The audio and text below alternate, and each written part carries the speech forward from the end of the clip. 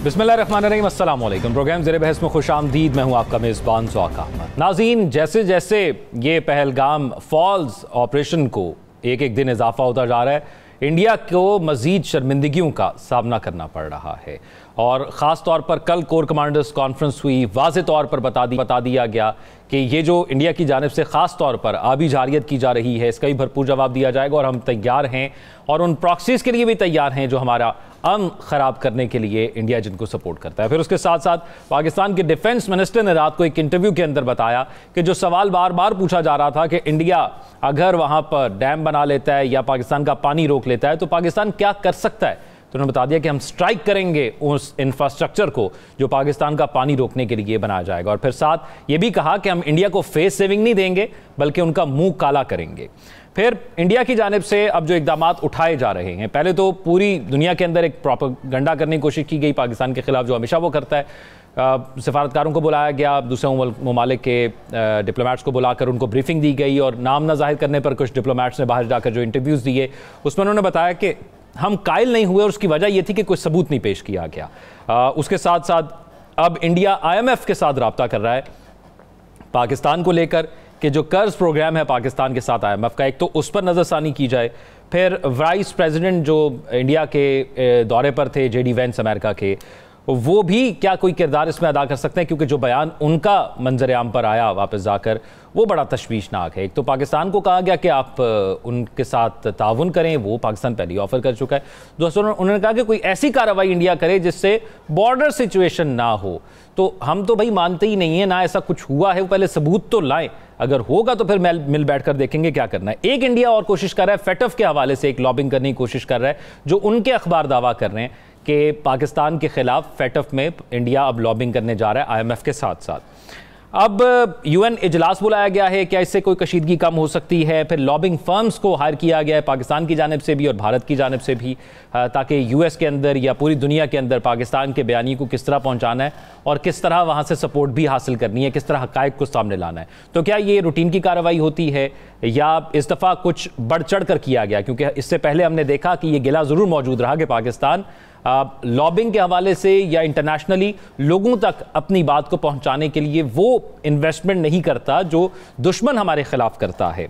फिर सफारती ताल्लुकात की बेहतरी के लिए मज़ीद क्या इक़दाम उठाए जा रहे हैं और ख़ास तौर पर जो राब्ते पूरी दुनिया से हो रहे हैं, क्या इसके बाद मामला ठंडा हो गया है दीगर ममालिक के बयानात के बाद, या अब भी ये थ्रेट असेसमेंट है कि बॉर्डर पर कुछ हो सकता है? फिर पाकिस्तान ने एक आज मिसाइल तजुर्बा भी किया है, ये भी बड़ी एक खुशखबरी की बात है कि हम पूरी तरह तैयार हैं अपनी डिफेंस सिस्टम के ऊपर, अपनी मिलिट्री के ऊपर, कि अगर वहाँ से कोई आता है या वहाँ से कोई दरअंदाजी की जाती है तो यहाँ से भरपूर जवाब दिया जाएगा।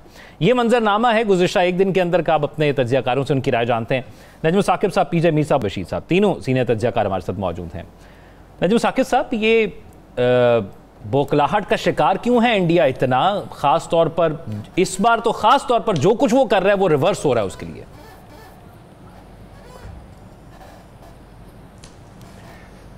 इंडिया की बौखलाहट जो है वो उनकी कैलकुलेशंस में नहीं थी। याद रहे कि ये पहलगाम के वाक़े पे नहीं हुआ, ये प्लान बड़ी देर का था, इसमें स्ट्रेटेजिक इनके ऑब्जेक्टिव्स थे और काफ़ी अरसे से ट्रीटी के बारे में, ये जो आपकी सिंतास मुआहिदा है इसके बारे में, फिर उसके बाद ये जो 2019 अगस्त 5 को इन्होंने यूनियन का हिस्सा बना लिया मकबूजा कश्मीर को, फिर उसके बाद अभी ये है कि हमारी असेसमेंट ये कहती है कि नेक्स्ट स्टेप उनका ये है कि अब उन्होंने जो हमारी तरफ का आज़ाद जम्मू एंड कश्मीर है उस पे उन्होंने को क्लेम करने की बातें जो हैं, उनके जो उधर थिंक टैंक्स हैं जो लिखते हैं ना कि ये स्ट्रैटेजी होनी चाहिए और ये इस तरह से होना चाहिए, और फिर वो अच्छा, सबसे पहले तो मैं आपके साथ शेयर करूँगा एक ख़बर जी।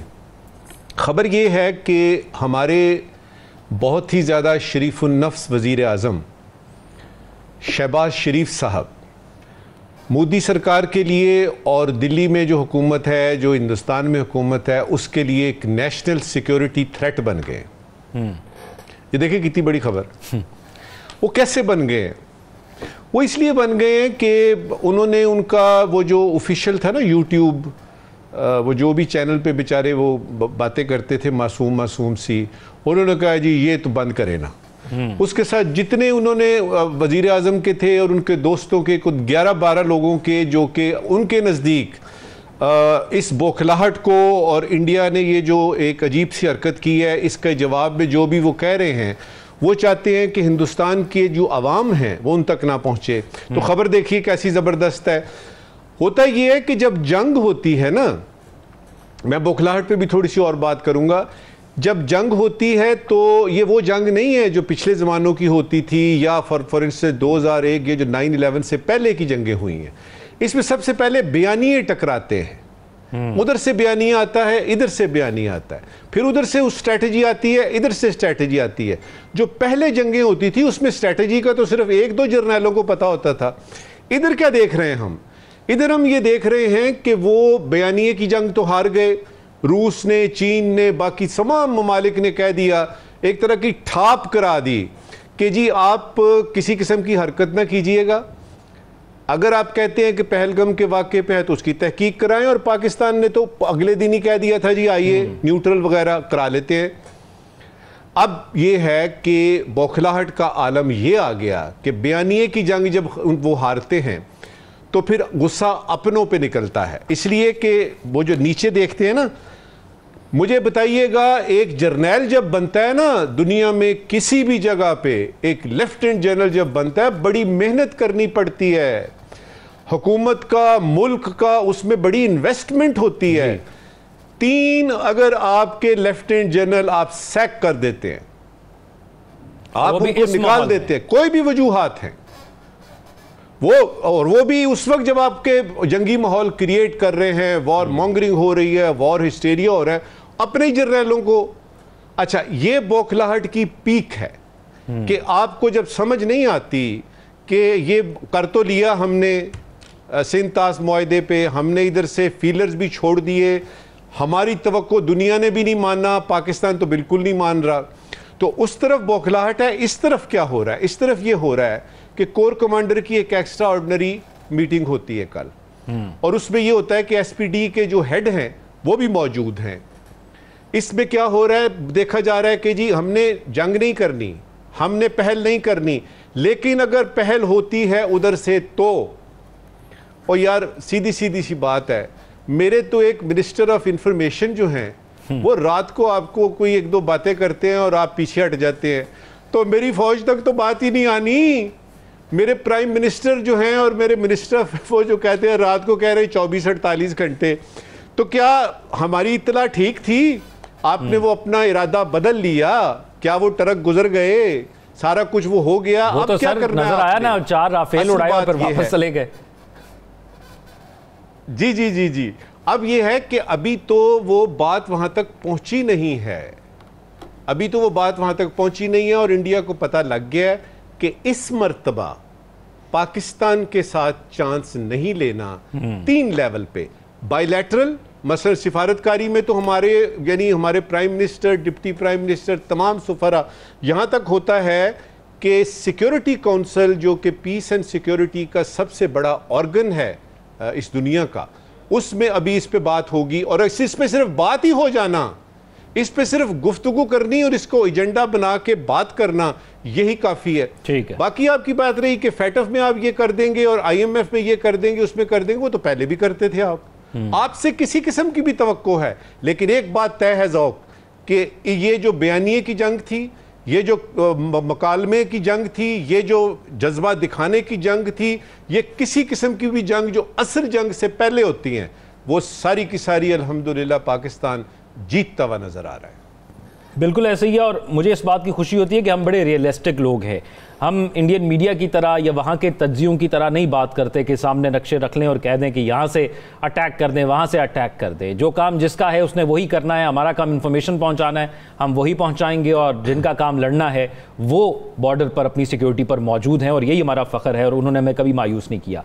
लेकिन पीजे मीर साहब, एक चीज़ तो है कि ये जो वाइस प्रेसिडेंट साहब का बयान है ये थोड़ा तशवीशनाक है, क्योंकि वो 4 दिन यहाँ पर रह के भी गए, पहलगाम का वाक़या भी तब हुआ, और फिर अब यकतरफा तौर पर वो ऐसा लगता है कि किसी तरह हवा दे रहे हैं इंडिया को, या उनके साथ खड़े हैं कि भाई आप वो पुलवामा की तरह का एक कोई ऑपरेशन कर सकते हैं। देखें, सबसे पहले तो आपने कहा ना हम रिस्पॉन्सिबल हैं, बिल्कुल हम रिस्पॉन्सिबल हैं। इंडिया जो करता है ना, वो जिस तरह लूडो नहीं खेलते या मोनोपोली खेलते हैं, वो उस तरह की वो गेमें खेलता रहता है, उसके पास ना सिर है ना पैर है। अब आप देखें इंडियन मीडिया किस तरह चुप हो गया हुआ है। पहले 5-6 दिन ये तो इस तरह था कि जिस तरह इन्होंने चांद पे चले जाना है, अब इनकी आवाज़ नहीं निकल रही, अब बुलाता ही कोई नहीं है। पहले तो डेली मुझे बुला रहे थे, अब बुलाता कोई नहीं है। ये डिफरेंस क्यों है, ये डर क्यों के? ये इसलिए क्योंकि वो एक स्टोरी है रेड राइडिंग हुड की, the wolf is coming, the wolf is coming. Wolf तो आया ही कोई नहीं, ये आप दौड़ गए। अच्छा, क्राइंग वुल्फ, आप, yes, the crying wolf. So the question है राइजेस, इसकी स्टेटमेंट पे कोई मुझे फिक्र नहीं है।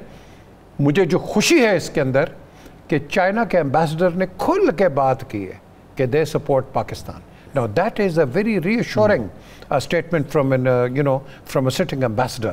तो ये जो चीज़ है मैं समझता हूँ कि ये हमें इसको आगे लेके जाना और जिस किस्म को राब्ते अभी भी जारी हैं पाकिस्तान के, जी राब्ते हमारे सबके साथ जारी हैं।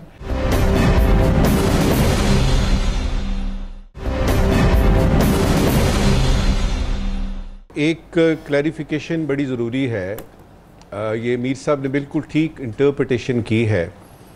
ये जो वर्ड रिस्पॉन्सिबिलिटी है ना, इसको हम इस तरह भी ले सकते हैं कि अगर एक वाक़या पेश आता है, हिंदुस्तान कहता है दहशतगर्दी का वाक़या है, पाकिस्तान कहता है कि नहीं है, तो पाकिस्तान की ये रिस्पॉन्सिबिलिटी बनती है। ये देखिएगा मैं क्या कह रहा हूँ, पाकिस्तान की ये रिस्पॉन्सिबिलिटी बनती है, जो मेरे नज़दीक उन्होंने जिस रिस्पॉन्सिबिलिटी का जिक्र किया है कि अगर इसकी तहकीकात होती हैं तो to the extent possible Pakistan मदद करे। मीर साहब, तो इसके दो मतलब निकलते हैं, क्योंकि अगर तो सिर्फ उनकी होती बात तो वो कहते जी पाकिस्तान रिस्पॉन्सिबल है, पाकिस्तान को ये चाहिए। वो कहते हैं टू द एक्सटेंट पॉसिबल की जब आती है, इसका मतलब ये है कि हमारी जिम्मेदारी बनती है, और वो तो हम पहले ही पूरी कर चुके हैं। हम खुद कह चुके हैं कि न्यूट्रल किसी को बुला के कराइए इन्वेस्टिगेशन। मीर साहब बिल्कुल ठीक है, बिल्कुल एब्सोल्युटली। और ये इस चीज़ को we need to take it up कि आप खुल के एक ऐसी स्टेटमेंट दें कि जिसके अंदर कोई एम्बिग्विटी ना हो। ये बिल्कुल सही है, इसके दो माने निकल सकते हैं, इसको मिस इंटरप्रेट भी किया जा सकता है, but I want a clear statement from the United States और फ्रॉम द सेनेट और फ्रॉम द कांग्रेस के भाई this is what our policy is. Pakistan की पॉलिसी बड़ी क्योंकि क्लियर है। डोनाल्ड ट्रंप का जो वो पहले वाला एक बयान था जिसमें उन्होंने कहा 1500 साल या पता नहीं कितने 100 साल पहले तक ले गए थे, उससे तो लगा कि वो संजीदा नहीं थे इस वक्त। नहीं देखो जी, हर मिनट के ऊपर तो आप ये हर किस्म का वो आप उठा लेते हैं। मैं नाम भूल गया हूँ, नजम साहब, ये who was the secretary of defence इनकी बुश की गवर्नमेंट में, बेचारा मर गया वो। चले आप बात, जब हम गए थे बात आप सेक्रेटरी ऑफ डिफेंस का, ठीक है, आई फॉरगेट हिज नेम। तो इसको मैंने इधर पेंटागन में सवाल किया था जब when prime minister was going in कि are you talking about Bajaur, are you talking about के जो अटैक्स हो रहे हैं? कोई जवाब नहीं आया। Oh we talked about it, ये मेरे पास साउंड बाइट पड़ा हुआ है।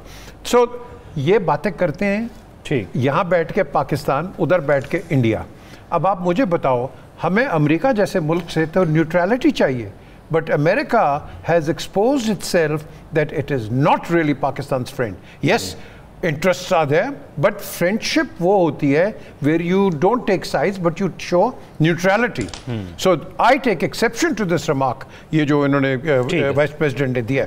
और साथ साथ ये भी मैं कहूँ कि I think it is high time, हमारे जो फॉरेन मिनिस्टर हैं, डिप्टी प्राइम मिनिस्टर इसहाक डार साहब बड़ा अच्छा कर रहे हैं। उन्होंने यूनान की गवर्नमेंट को भी अप्राइज किया है, बाकी गवर्नमेंट्स को भी कर रहे हैं, and they are taking everybody on board. ये हमें करना चाहिए। हमारे पुराने फॉरेन सेक्रेटरीज, इनको भेजो, अपने केस को प्लीड करो और बताओ कि देखो ये मसला आज ख़त्म नहीं होना, कल कुछ और हो जाएगा।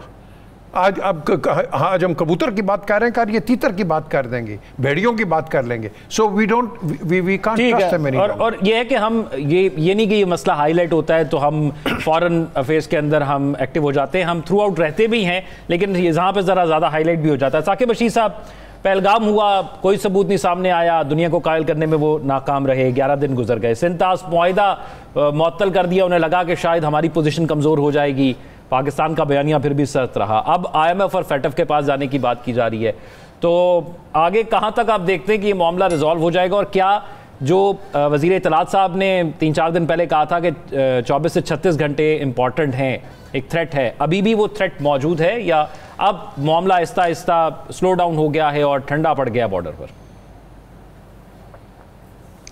नहीं, कहीं ना कहीं ठंडा तो पड़ा ही है, क्योंकि वो 24 और 36 घंटे से तो अब तो मेरे ख्याल 48 से 60 घंटे जो है वो गुजर चुके हैं जब ये बात अता तारड़ साहब ने की थी।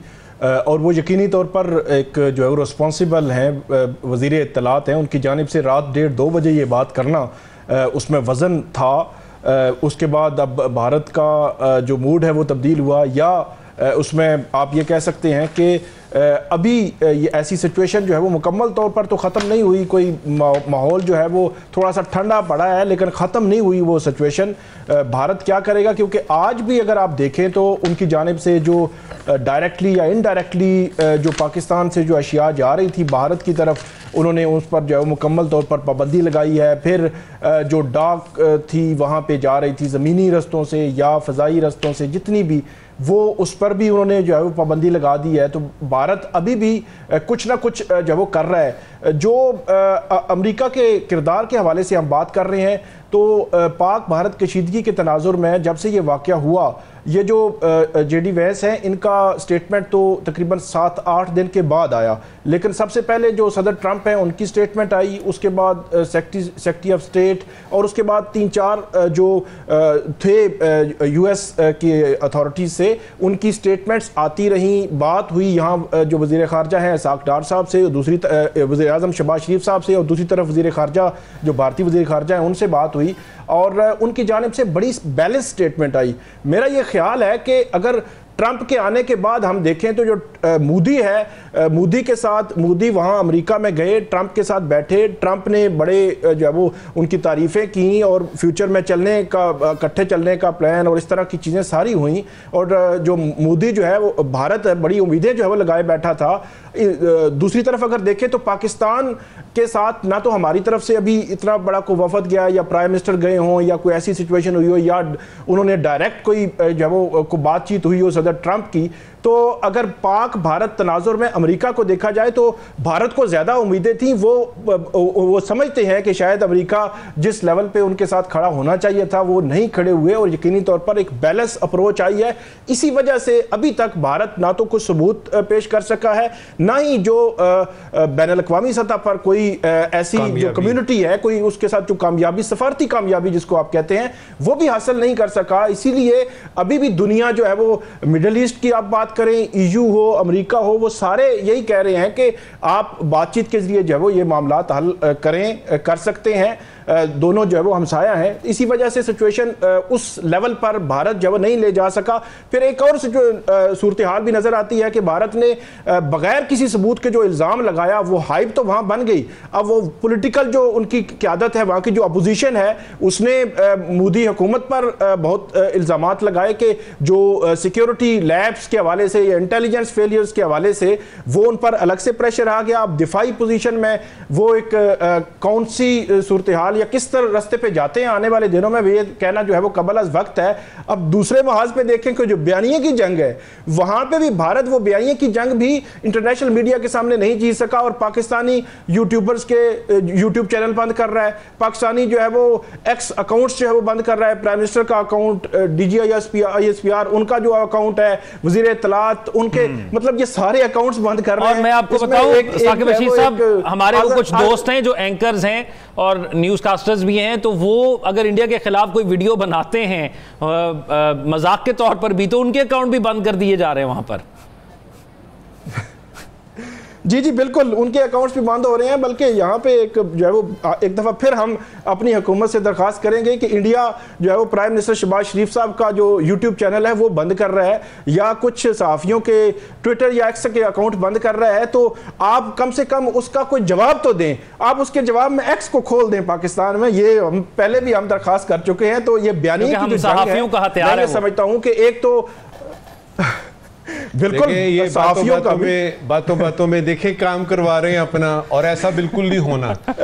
वो जो एक्स बंद हुआ है वो कुछ और वजूहात हैं, ये जो सिलसिला है ये कुछ और है। सिर्फ इसमें यह हो सकता है कि अगर उन्होंने बंद कर दिए हमारे यानी जो मुतल्लिका हजरात हैं, चाहे वो पॉलिटिक्स में हैं, चाहे वो सिफारतकार हैं, चाहे आप जैसे जो हैं वो ज़बरदस्त एंकर हैं, एक्सपर्ट्स हैं, अगर उन्होंने कर दिया है तो हम उसको इस तरह से ना लें कि हम भी बंद कर रहे हैं।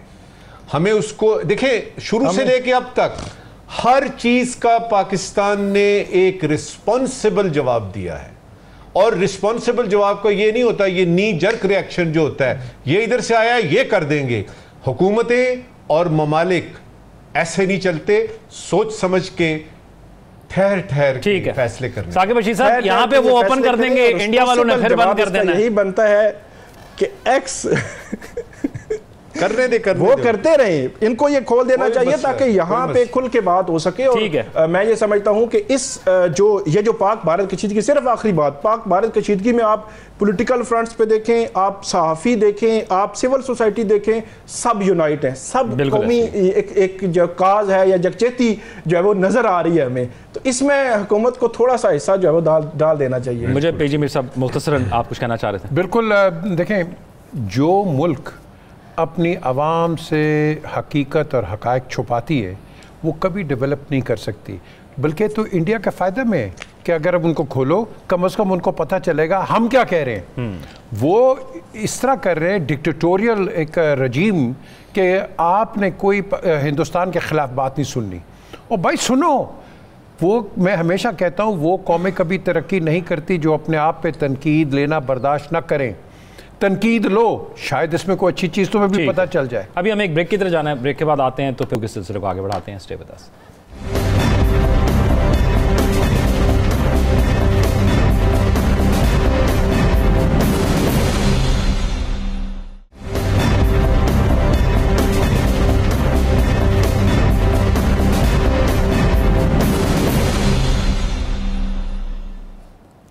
ब्रेक के बाद खुशामदीद नाज़रीन। गुज़िश्ता साल एक केस था सुप्रीम कोर्ट में मखसूस नशस्तों के हवाले से, और हमने देखा कि उसमें आइनी इदारे एक दूसरे के सामने खड़े हो गए थे, और जब ये फैसले आए तो हमने तब बड़ी डिटेल्ड इस पर बात की। लेकिन अब सुप्रीम कोर्ट ने मखसूस नशस्तों के फैसले पर नज़रसानी अपीलें समाअत के लिए मुकर्रर कर दी हैं। मैं साकिब बशीर साहब आपसे जानना चाहूँगा पहले कि ये फरमाइएगा कि इस केस में अब क्या अपडेट है, क्योंकि हमारी असम्बली तो अब मुकम्मल नहीं है, ना हमारा सेनेट मुकम्मल है, मखसूस नशस्तों का मामला भी पेंडिंग में है, और जो सुप्रीम कोर्ट ने कहा था उस पर अमल दरामद भी नहीं हुआ था। बिल्कुल, ये 12 जुलाई को पिछले साल ये फैसला आया था, और सुप्रीम कोर्ट उस वक़्त पूरी जो है वो सुप्रीम कोर्ट बैठी थी, उसमें कोई लार्जर बेंच नहीं था बल्कि पूरी सुप्रीम कोर्ट का ये फैसला था। 12 जुलाई से लेकर आज तक 3 मई जब हम बात कर रहे हैं तो अभी तक उस फैसले पर अमल नहीं हुआ। इसको अगर आप थोड़ा सा खोल के देखें, ठीक है, इसको एक पॉलिटिक्स इन्वॉल्व है, एक गवर्नमेंट जो है क्योंकि वो बेनिफिशरी है वो चाह रही है कि इस पर अगर अमल किया तो उसकी जो अपोनेंट्स हैं, जो मुखालिफ जमात है, उसको फ़ायदा हो जाएगा, और जो मुखालिफ जमात है वो चाहती है कि ये नशिस्तें क्योंकि हमारी ही हैं, सुप्रीम कोर्ट का फैसला हमारे हक़ में आया है तो हमें ही मिले।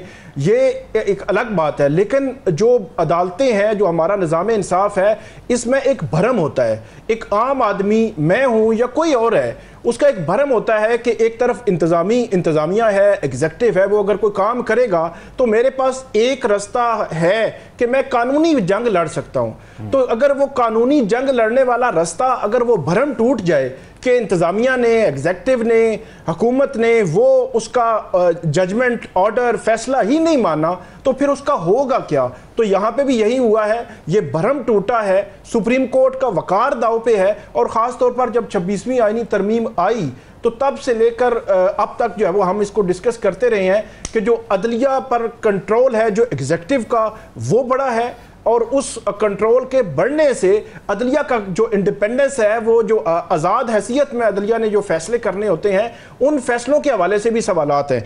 अब 12 जुलाई को जो फैसला आया था, अब 6 मई को उस पर समाअत होने जा रही है। इसमें एक बहुत हैरान कुन चीज़ जो है वो हुई है, वो ये है कि तब 13 जजेस ने फैसला दिया था, जिनमें से 8 मेजॉरिटी जजेस थे। जो अक्सरीती फैसला था उसको ही जजमेंट हम कहते हैं। अब जो बेंच बना है, ये बेंच आईनी जो बेंच है, आईनी जजेस का, जिनको आईनी बेंच का डिक्लेयर किया है जुडिशल कमीशन ऑफ पाकिस्तान ने जी 26वीं तरमीम के बाद, तो उसमें 5 वो जजेस शामिल ही नहीं है जो अक्सरीती जो है वो फैसला लिखने वाले थे।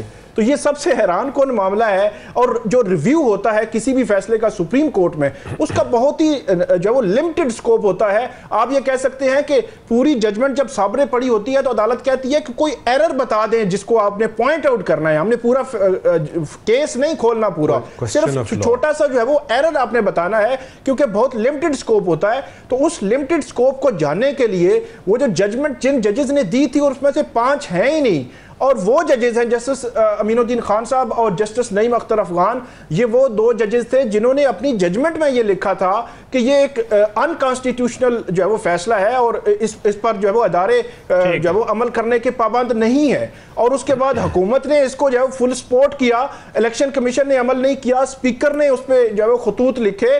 और अब जो है वो जब रिव्यू, एक आखिरी बात मैं करूंगा, जब रिव्यू होता है, रिव्यू ये कहते हैं कि फलां जजेस का जो फैसला है उसको रिव्यू करना है, तो वहां अगर 5 नए जजेस बैठे होंगे जिन्होंने ये केस सुना ही नहीं है, तो वो केस कैसे आगे बढ़ेगा। तो इसमें मल्टीपल ऐसे क्वेश्चंस हैं कि ये केस कैसे आगे बढ़ना है। फिर सुप्रीम कोर्ट या अदलिया का मजमूई तौर पर वकार जो है वो दाव पे है कि अगर आपके ऑर्डर्स पर, जजमेंट्स पर अमल नहीं होगा, बबांगे दोहल अमल नहीं होगा, और ख़ास तौर पर सुप्रीम कोर्ट में इसके अमल दरामद के लिए पीटीआई ने दरखास्तें दायर की हुई थी, कंटेम्प्ट की दरखास्तें दायर की हुई थी, वो कभी नहीं लगी। तो जब 6 मई को ये केस खुलेगा तो क्या आईनी बेंच ये सवाल करेगा कि इस फैसले पर अमल भी हो चुका है या नहीं हुआ। अच्छा नजम साकिब साहब, 26वीं आईनी तरमीम से पहले के दौर की बात है कि एक केस था और हमारी असम्बली जो है वो नामुकम्मल थी।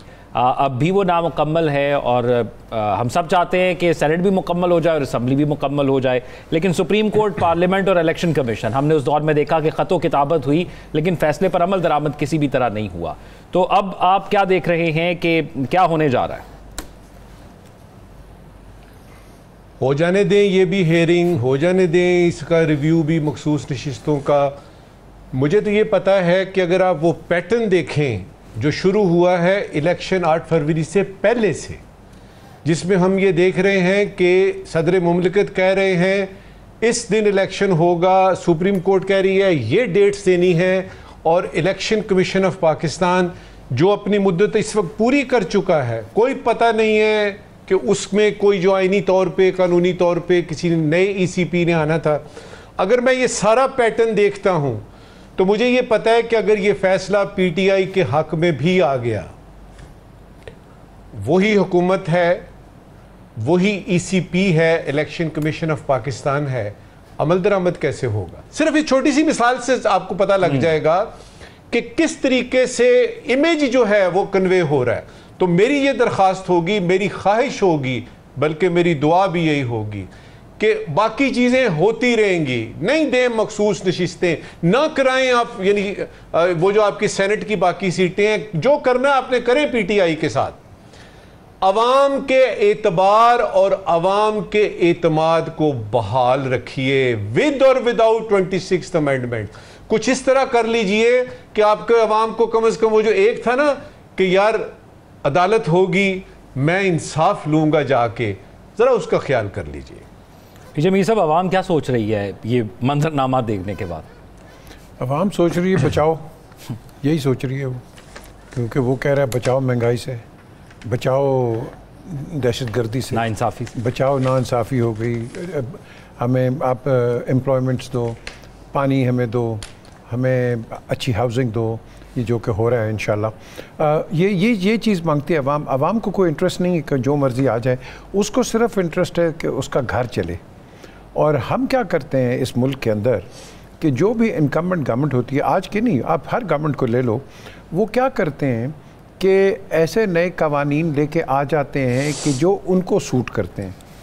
आप वो कवानीन लेके आएँ कि जो कि ओवरऑल हर एक को सूट करें। सिर्फ आपको अगर कोई सूट करेंगे बिकॉज आपको एक 3 या 4 साल का एक रिलीफ है, बिकॉज आप इनकम्बेंट गवर्नमेंट है, तो वो लॉन्ग टर्म पाकिस्तान का उसमें फ़ायदा नहीं है। वो एक पॉलिटिकल पार्टी को एक फ़ायदा हो जाता है थोड़ी देर के लिए, but in the longer run nation, Pakistan is a nation, वो सफ़र करती है।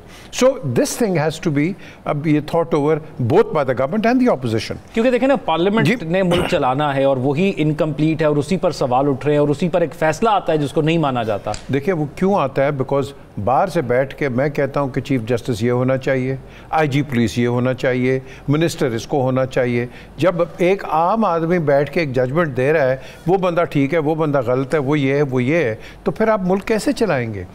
इदारों को चलने दो, ट्रेसपास ना करो। हम बड़े शोर कर रहे थे पहले 70s में भी और 80s में भी कि हाँ जी everybody should work in their own domain, बड़े बड़े नारे लगते थे। अब क्या है, डोमेन में काम कर रहे हैं हम, एक दूसरे के हम डोमेन में ट्रेसपास कर रहे हैं। ये कोर्ट्स का काम है कि हर चीज़ जो हुकूमत है वो कोर्ट्स ने चलानी है या गवर्नमेंट ने चलानी है? हुकूमत, गवर्नमेंट और पार्लियामेंट चलाती है, कोर्ट्स नहीं चलाते। और यही वजह है कि आपका एक तसादुम पड़ा हुआ है कि कौन रन कर रहा है इस मुल्क को। तो मैं समझता हूँ कि कोर्ट्स बड़े रिस्पेक्टेबल हैं, हमें इनकी रिस्पेक्ट करनी चाहिए। जो ये ऑर्डर्स दें उनकी इम्प्लीमेंटेशन हो रही है, कोई इम्प्लीमेंटेशन नहीं होती है। कल भी हमने इसमें थोड़ी सी बात की थी, कोर्ट का ऑर्डर शुड बी फाइनल। तो जी अगर ये इसका फाइनल नहीं है, सेमीफाइनल में ही है, तो फिर आप मुल्क कैसे चलाएंगे? तो हमारे बड़े लकूनस हैं और मैं बार बार कहता हूँ कि आप अपने आप को रिव्यू करो, don't think in a myopic manner, क्योंकि जब आप छोटी सोच रखोगे, लंबी सोच के अंदर सारे ही डूब के मरोगे। तो ये इस पे आप ना जाओ। हमने पाकिस्तान को आगे रखना है, पॉलिटिकल पार्टीज आएंगी जाएंगी जो मर्जी होगा, लेकिन पाकिस्तान को ऊपर रखो and think in a longer term. मैं किसी की साइड नहीं ले रहा हूँ, ना लेता हूँ कभी। ये पिछली गवर्नमेंट का था, ये एहसन इकबाल का 25 साल का विजन जो उन्होंने बनाया था, बहुत ज़बरदस्त विजन था, जिसको ये फॉर्मर चीफ मिनिस्टर बुज़दार ने भी अप्रिशिएट किया और कहा 90 शारा पे पूरी प्रेजेंटेशन दी कि हम जी PMLN की जो पॉलिसीज़ हैं हम उनको आगे लेके चल रहे हैं। I thought that was a breath of fresh air. ये चीज़ें हमें होनी चाहिए। बीजेपी से एक और मसला ये भी तो है ना कि अगर आज अपोजिशन को किसी चीज़ पर एतराज़ है, वो समझते हैं कि ये गैर आईनी है, कल जब वो खुद हुकूमत में आएगी तो उसे वो चीज़ आईनी लगेगी क्योंकि उसकी बेनिफिशरी फिर वो खुद होगी। तो एक ये तसलसल भी जो है, रेपिटेशन ऑफ थिंग्स जो है वो चीज़ें ख़राब कर। ज़ौक़ देखो, आज की जो अपोजिशन है ये PTI है ना, PTI अपोजिशन नहीं कर रही, PTI सिर्फ कह रही है इमरान खान को रिहा करो। और भाई आप करो, बिल्कुल आप उस पर लगे रहो, but PTI please tell me क्या आप इस गवर्नमेंट से बेहतर क्या कर सकते हैं? ठीक है, that is what an opposition is. Opposition ठीक है, आप अपने लीडर को करो, नवाज शरीफ का भी हुआ है, बेनज़ीर का भी हुआ है, सबका हुआ है, but what do you have in plate for us? ठीक है, एक ब्रेक की तरफ में जाना है, ब्रेक के बाद वापस आते हैं तो फिर बात करेंगे सन सुपर लीग के सन सीरीज मैचेस के हवाले से। Stay with us.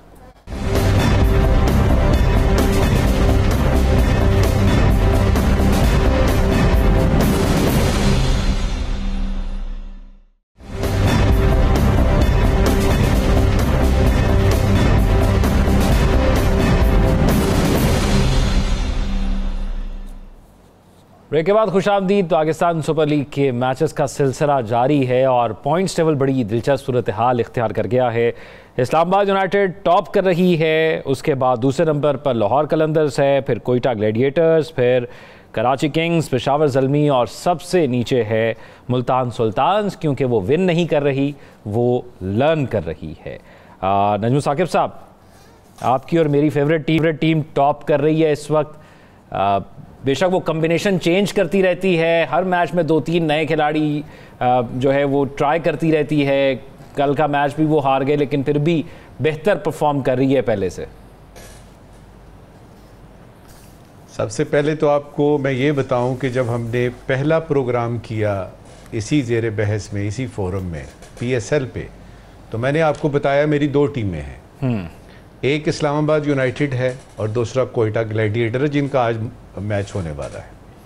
ये दोनों हैं ना इस वक्त। अगर कोयटा ग्लैडिएटर आज का मैच जीत जाती है जी सर, तो वो टॉप पे आ जाएगी, 11 उसके पॉइंट्स हो जाएंगे और इस्लामाबाद यूनाइटेड नंबर 2 पे आ जाएगी। जो असली बात है ना वो देखने वाली ये है कि लाहौर की तरफ से जब बहुत ज़्यादा फेंटी लगी ना आप, यानी पहले लाहौर कलंदर्स को, तो ये मीर साहब जैसे जो दोस्त हैं हमारे, ये आए, इन्होंने कहा यार खुदा का खौफ करो, इतनी मार नहीं मारते।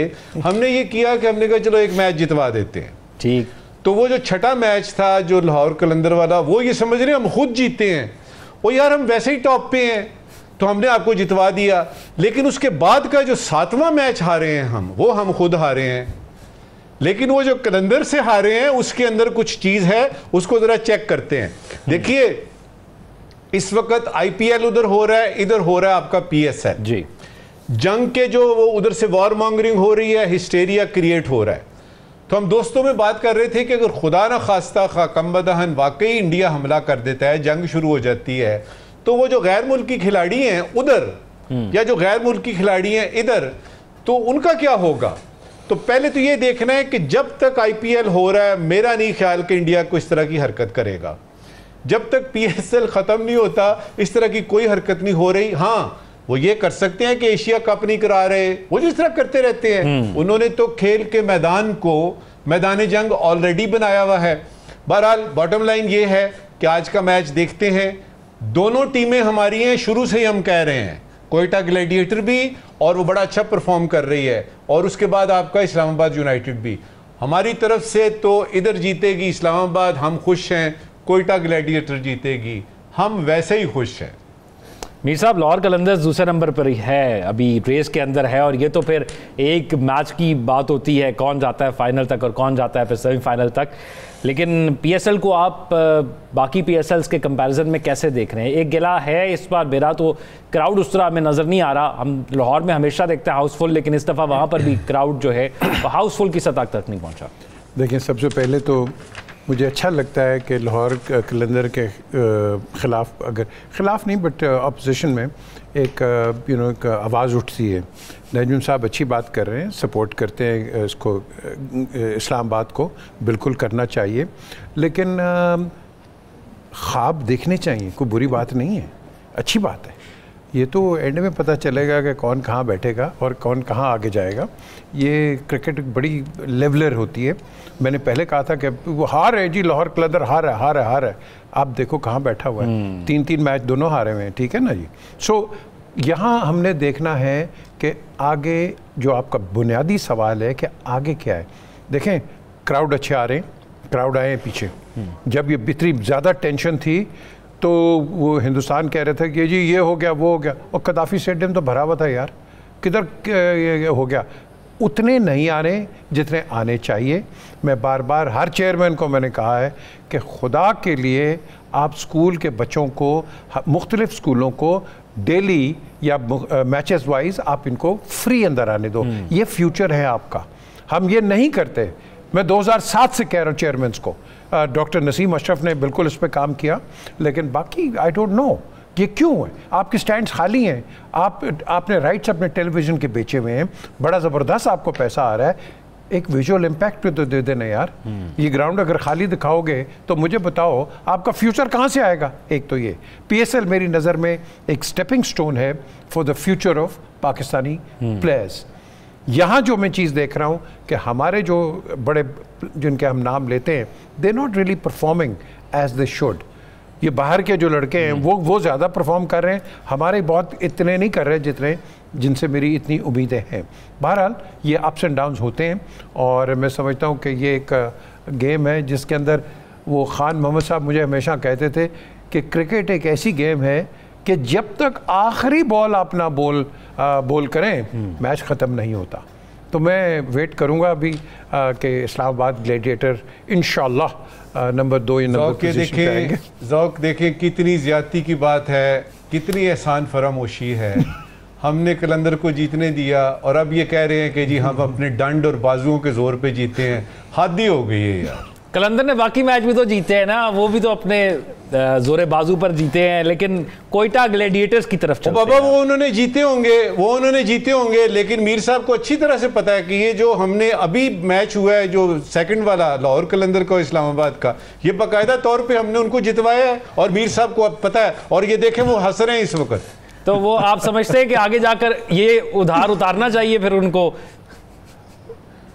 अभी तो छोड़ेंगे ही नहीं, अभी आए ना जरा सामने, विश के सेमीफाइनल दोनों का हो, अभी देखे तो सही। कोयटा ग्लैडिएटर्स का रुख करते हैं आप। साकिब बशीर साहब जो है वो मुस्कुरा रहे हैं, आज के मैच से उम्मीदें भी होंगी उनको। कोयटा ग्लैडिएटर्स की सबसे खूबसूरत बात उनका डग आउट है और उनकी खूबसूरती है, और वहाँ पर सर विविन रिचर्ड्स जो बैठे होते हैं, जिस तरह वो टीम को बूस्ट कर रहे होते हैं या कंट्रोल कर रहे होते हैं, या जिस तरह उनको समझा रहे होते हैं, उनका एक्सपीरियंस, तो इसी वजह से कोयटा हर PSL के अंदर बड़ी कंपोज नज़र आती है। तो साकिब बशीर साहब, आपको इस दफ़ा कोई यंग टैलेंट नज़र आ रहा है? क्योंकि हर साल हम देखते हैं कि पाकिस्तानी कौमी टीम के अंदर यहाँ से यंग लड़के पिक होते हैं, तो इस दफ़ा आपको लग रहा है कि कोई ऐसी परफॉर्मेंस है कि जो कौमी टीम के अंदर जाएगी? डायरेक्ट तो ये कहा जाए कि डायरेक्ट कोई जो है वो PSL से पाकिस्तानी कौमी टीम में चला जाएगा, वो अनफॉर्चुनेटली मेरे ख्याल में नहीं होगा। वो माहिर सदाकत हैं, अली रज़ा फास्ट बॉलर हैं, ये हो सकता है कि फ्यूचर में कोई अच्छा परफॉर्म करें तो उनकी जगह जो है वो कौमी टीम में बन जाए, लेकिन डायरेक्ट जो है वो नहीं कोई ऐसा टैलेंट जो है वो हमें नज़र आ रहा। जिस तरह PSL में वो एक यंग लड़का जिसकी 14-16 साल उम्र जो है वो बता रहे हैं कि वो बड़ा अच्छा लेफ्टी जो है वो उसने बड़ा अच्छा खेला है, उसकी बड़ी वो तारीफ़ें कर रहे थे और डायरेक्ट कह रहे थे कि वो जो है वो IPL में जी IPL में। तो इस तरह का टैलेंट हमारे जब वहाँ नज़र नहीं आया। बाकी जो हमें मामला है वो बाबर आजम और मोहम्मद रिजवान की टीमें जो हैं, वो जो मुल्तान सुल्तान्स हैं वो तो टूर्नामेंट से जो है बाहर PSL से, और जो अभी जो पेशावर ज़ल्मी है वो बाबर आजम की टीम, कप्तान वापस आ गया, कल उसने 50 की है, आगे जो वो जगह उनकी बन सके तो ये जी वो 50 उन्होंने की है। तो देखते हैं कि आगे क्या होगा। लेकिन ओवरऑल जो PSL है, ये जो पाक भारत मामला था, वहाँ IPL भारत ने PSL पर पाबंदी लगाई और ये खबर आज आई कि शायद पाकिस्तान ने भी इधर IPL देखने पर जो है वो पाबंदी लगाई है। तो वो जो एक टेंशन का माहौल बन रहा था, तो पिछले दिनों वहाँ बार बार ये इंडियन मीडिया पे जो कल भी हमने बात की थी वो हो रहा था कि पाकिस्तानी जो है वो राशन इकट्ठा कर रहे हैं। तो इस दौरान जो है वो कज़ाफ़ी स्टेडियम भरा हुआ था, तो लोग जब वो कराची में नहीं निकले, जब वो निकल रहे इस तरह जो है जिस तरह निकलना चाहिए था, लेकिन ये है कि यहाँ पे तमाशाई जो है वो निकल रहे हैं। वो बूस्ट नहीं मिला PSL को। उसकी एक वजह वैसे ये भी होता है कि इवेंट टू इवेंट होता है कि PSL शुरू हुआ, दरमियान में कोई बहुत बड़ा इवेंट ना क्रिएट हो जाए, जिस तरह ये पाक भारत टेंशन जो है वो क्रिएट हो गया मामला, तो इस वजह से थोड़ा सा PSL जो है वो पीछे भी चला गया है। उस तरह का जो स्क्रीन पे भी आप उस तरह के हमने भी आप देखे ना, वैसे रिकी पॉन्टिंग ने भी कल वहां पे IPL में एतराफ किया है कि हमारे पास बड़े प्लेयर्स कुछ ना आने की वजह PSL भी थी, तो दोनों इवेंट इकट्ठे हुए हैं तो दोनों को इफेक्ट हुआ है। फिर ऐसा ही है जी बिल्कुल, ये तो इफेक्ट तो होना ही था। वो तो पाकिस्तान में भी आए हैं बड़े प्लेयर जब वो आए हैं, भारत में भारत की तरफ ज़्यादा रुख करते हैं। IPL को उन्होंने एक नया जब वो रंग ढंग दिया है। जिस तरह यहाँ मुल्तान सुल्तान के जो अली तरीन है उनकी जानिब से ये तवज्जो मबजूल करवाई गई थी। मेरे ख्याल में PCB इसको देखेगा कि फ्यूचर में कुछ नया करने को जो है वो PSL, ताकि इसको मजीद बूस्ट मिले, हमारा एक ब्रांड है, कामयाब हो, यहाँ से टैलेंट जो है वो निकले। PJ सब हमारे जो सीनियर प्लेयर्स हैं वो नहीं परफॉर्म कर रहे, और ये सब लोग वेट कर रहे थे कि वो परफॉर्म करेंगे, उनकी फॉर्म वापस आ जाएगी। वो शाहीन आफरीदी हो गए, मोहम्मद रिजवान हो गए, बाबर आजम हो गए और दीगर सीनियर प्लेयर्स हैं जो कौमी टीम का फेस थे। तो अब इस कमी को कैसे पूरा करना है? देखें, ये जो आपने सवाल किया है, अब बड़े लोग एक्सपेक्ट करेंगे T20 से आप किसी लड़के को डिटर्मन नहीं करते हैं। ये गतका है, ये क्रिकेट नहीं है। क्रिकेट होती है 1 डे, अगर आपने सही किसी को असेस करना है, या टेस्ट में तो खैर बात की है, या 3 डे होता है। आपने जब तक इन लड़कों को डोमेस्टिक क्रिकेट नहीं इनको खिलवाया तो आप इनको गेज नहीं कर सकते हैं। ये इसके PSL पे नहीं है। हाँ, आपकी आंख खुल जाएगी, आपको पता चल जाएगा कि किस लड़की में क्या पोटेंशियल है, बट सिलेक्शन जो है that has to be based on the performance of first class. अगर आप फर्स्ट क्लास को अहमियत नहीं देंगे तो इसका मतलब है आपकी जो क्रिकेट की नर्सरी है वो तो बिल्कुल आप डिफंक कर रहे हैं ना। ये तो एक कार्निवल है, ये कार्निवल इंडिया में भी है, इधर भी है, हर जगह भी है। ठीक है, हमारे नाज़रीन सोशल मीडिया पर अपने फीडबैक करेंगे। अपना ख्याल रखिएगा, आपसे इंशाल्लाह कल मुलाकात होगी। अल्लाह हाफ़िज़।